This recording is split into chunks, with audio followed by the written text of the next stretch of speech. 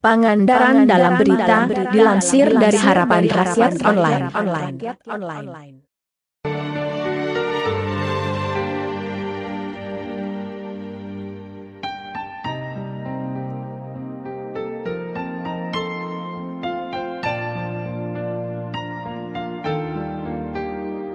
Bupati Pangandaran, J.J. Wiradinata, memerintahkan kepada seluruh jajaran untuk bekerja semaksimal mungkin menghadapi penanganan pasca bencana banjir bandang yang melanda wilayah Pangandaran.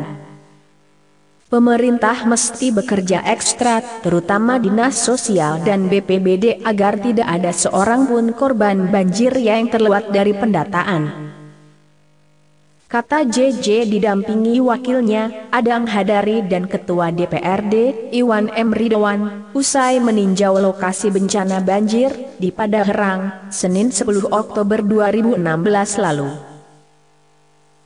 JJ mengaku bisa marah bila ada warga korban banjir yang tidak terdata oleh Dinas Sosial dan BPBD. Apalagi bila hal itu diketahui setelah pemerintah menyalurkan bantuan kepada para korban. Diakui JJ, ambruknya jembatan Putra Pinggan melumpuhkan seluruh akses dari dan ke wilayah Pangandaran. Akibat insiden tersebut, roda ekonomi masyarakat Pangandaran juga terganggu. Kami sudah menghubungi staf kepresidenan dan Kementerian PU untuk segera membangun kembali jembatan yang ambruk dengan membangun jembatan sementara demi kelancaran arus lalu lintas. Selain roda ekonomi, JJ menambahkan, ambruknya jembatan Putra Pinggan juga menyebabkan sektor kepariwisataan Pangandaran, yang selama ini menjadi penopang pendapatan pemerintah, menjadi lumpuh. Kami berharap pemerintah pusat dan provinsi segera membangun kembali jembatan ini, agar ekonomi di Pangandaran kembali normal, katanya.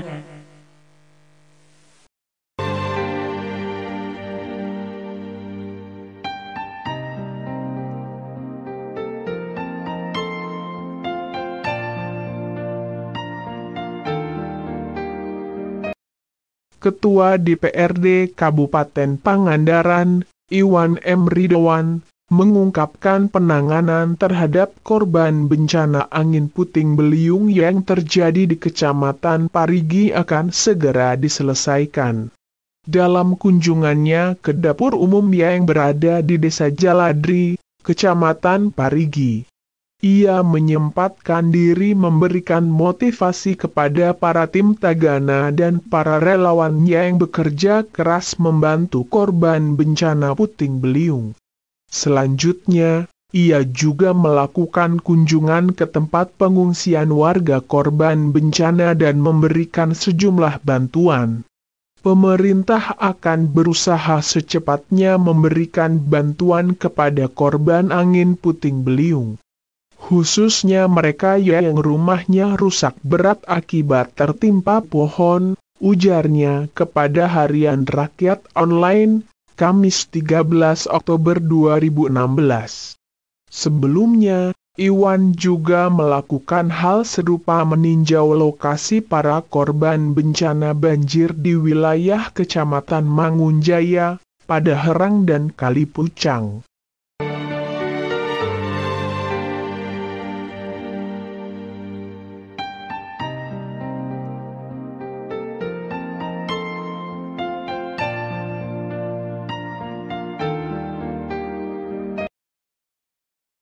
Kepala Badan Penanggulangan Bencana Daerah, BPBD, Kabupaten Pangandaran, Nana Ruhna, mengungkapkan, penyebab tewasnya Ade Aju, 39. Warga Blok Bumi Ayu Dusun Bojong Salawe, Desa Karangjaladri, Kecamatan Parigi, ternyata bukan karena angin puting beliung, tetapi akibat jatuh dan tenggelam di muara setelah panik menghindar dari petir yang menggelegar. Kami sudah turun langsung ke lapangan, mengkonfirmasi kejadian yang sebenarnya. Ternyata Ade Aju tewas setelah beberapa menit terjadi angin puting beliung.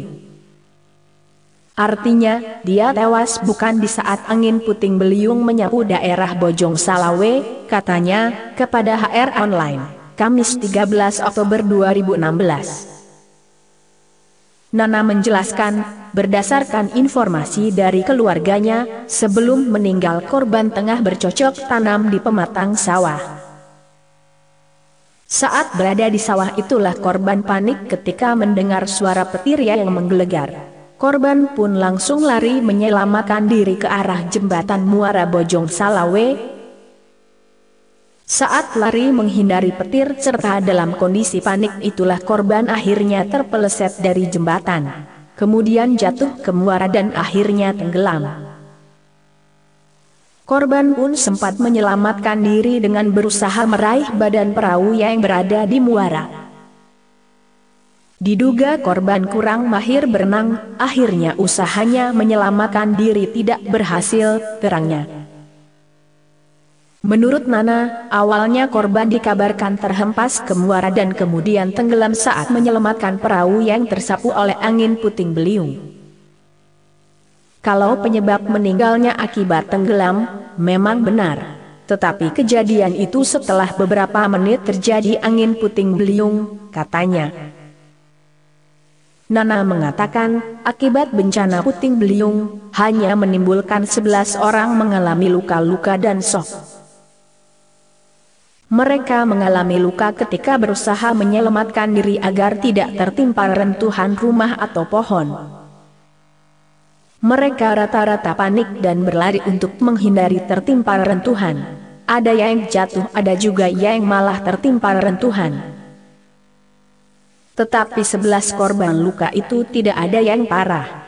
Mereka hanya mengalami luka sobek akibat jatuh dan lecet, pungkasnya.